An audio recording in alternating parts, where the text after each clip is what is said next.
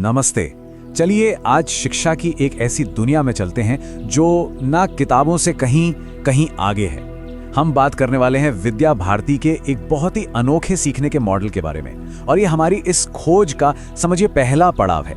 तो सबसे पहले एक सवाल, क्या वाकई असली पढ़ाई सिर्फ किताबों में ही मिलती है? सोचिएगा जरा, ये सवाल ही है जो हमें सिखाने के पुराने तरीकों पर दोबारा सोचने पर मजबूर कर देता है।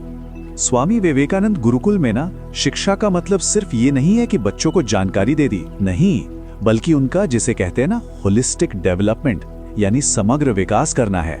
और इसके लिए यहाँ विद्या भारती की 12 सूत्रीय शिक्षण व्यवस्था को अपनाया जाता है। ये सिस्टम मन, शरीर, क्रिएटिविटी और हमारे संस्कारों के बीच एक बहुत ही खूबसूरत बैलेंस बनाता है। तो फिर तैयार हैं? चलिए इस गाइडेड टूर पर निकलते हैं और देखते हैं इसका पहला स्तंभ। हमारा सबसे पहला स्टॉप है चित्र पुस्तकालय।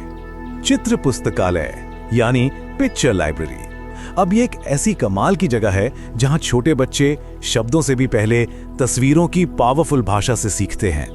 और यहाँ बच्चे सिर्फ चुपचाप बैठकर देखते नहीं हैं, बल्कि एक्टिवली हिस्सा लेते हैं।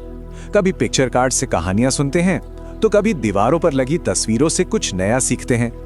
फलों, जानवरों, गाड़ियों, इन सब की तस्वीरों वाली किताबों को देखते हैं। और सबसे जरूरी, इन्हीं तस्वीरों को देखकर आपस में बातचीत करने की प्रैक्टिस भी करते हैं।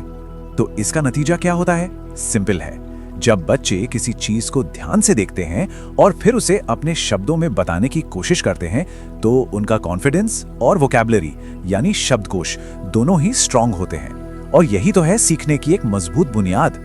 चलो अब हमारे टूर के अगले स्टेशन की तरफ बढ़ते हैं, और वो है विज्ञान प्रयोगशाला। अच्छा, जैसे ही हम साइंस का नाम सुनते हैं ना, तो दिमाग में क्या आता है? बोरिंग थ्योरी, है ना? लेकिन यहाँ कहानी बिल्कुल अलग है। यहाँ बच्चे फैक्ट्स को रटने के बजाय सवाल पूछते हैं। सिर्फ किताबों से नहीं पढ़ते, बल्कि चीजों को खुद छूकर, महसूस करके, खोज कर सीखते हैं। ये जो हमारे नन्हे साइंटिस्ट है ना, ये अपने एक्सपेरिमेंट्स खुद करते हैं। ये देखते हैं कि अच्छा, कौन सी चीज पानी में तैरती है और कौन सी डूब जाती है, पानी में क्या घुलता है और क्या नहीं, कौन सी चीज हार्ड है और कौन सी सॉफ्ट। मतलब हर चीज को खुद छूकर और देखकर सीखते हैं। और बस यहीं से उनकी क्यूरियोसिटी, उनकी जिज्ञासा शुरू हो जाती है। यहाँ बच्चे जवाबों को रटते नहीं हैं, अरे वो तो उन्हें खुद खोज निकालते हैं। वो सीखते हैं कि कैसे सवाल पूछना है और फिर खुद ही अपने जवाब ढूंढने हैं। चलिए अब आते हैं हमारे तीसरे पड़ाव पर, वस्तु संग्रहालय। सोचिए एक ऐसी जगह जहां रोजमर्रा की चीजें ही बच्चों की सबसे बड़ी टीचर बन जाती हैं। वस्तु संग्रहालय, जिसे हम ऑब्जेक्ट म्यूजियम भी कह सकते हैं। यहाँ सीखना बहुत पावरफुल और प्रैक्टिकल हो जाता है, क्योंकि ये असली चीजों से होता है, सिर्फ तस्वीरों से नहीं।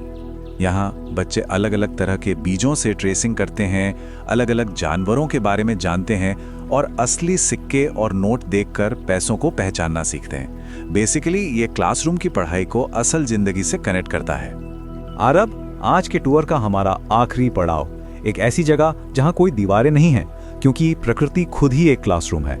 ये है बगीचा। बगीचों यानी कि गार्डन या किचन गार्डन, ये वो जगह है जहां नेचर ही सबसे बेस्ट टीचर बन जाती है और सारी पढ़ाई खुली हवा में होती है। यहाँ बच्चे क्या करते हैं? वो पौधों को पानी देते हैं, नए बीज बोते हैं और कभी कभी तो बस पेड़ के नीचे बैठकर ही पढ़ लेते हैं। वो सिर्फ नेचर को देखते नहीं हैं, बल्कि उसे महसूस करते हैं, उसका एक हिस्सा बन जाते हैं। और पता है, इन सब में सबसे खूबसूरत बात क्या है? यहाँ सिर्फ पौधे ही नहीं उगते, बल्कि बच्चों के अंदर जिम्मेदारी और धैर्य जैसे गुण भी पनपते हैं। तो एक क्विक रिकैप करते हैं। आज हमने इन 4 शानदार स्तंभों को देखा। पहला चित्र पुस्तकालय, दूसरा विज्ञान प्रयोगशाला, तीसरा वस्तु संग्रहालय और चौथा बगीचा। ये चारों मिलकर ही बच्चों के ओवरऑल डेवलपमेंट की नींव रखते हैं। लेकिन रुकिए, ये खूबसूरत सफर अभी खत्म नहीं हुआ है, ये तो बस शुरुआत है। अगले भाग में हम व्यवस्था नंबर 5, 6, 7 और 8 के बारे में जानेंगे। तो हमारे साथ जुड़े रहिएगा। नमस्ते।